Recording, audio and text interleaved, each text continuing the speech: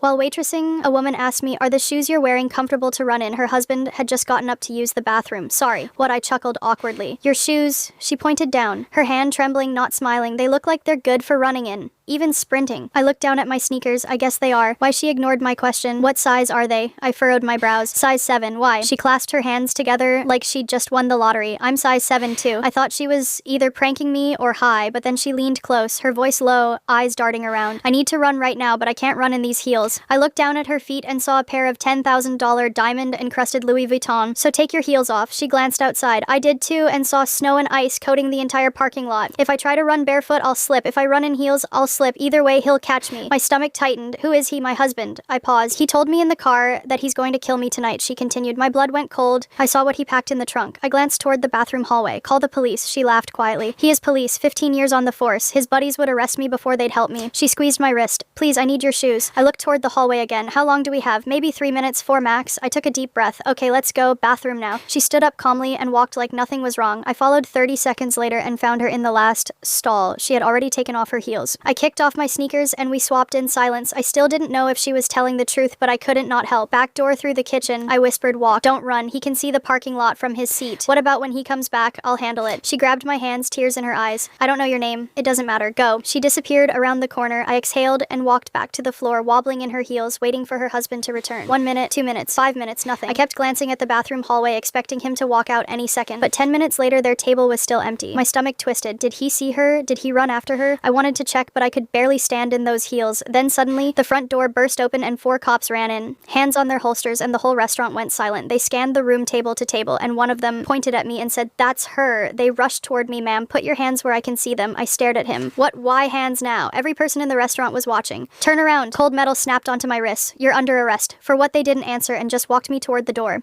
I saw my manager frozen behind the counter, my coworkers staring, everyone watching me get dragged out in handcuffs wearing $10,000 heels I couldn't afford. They pushed me into the back of a squad car and drove me to the station in silence.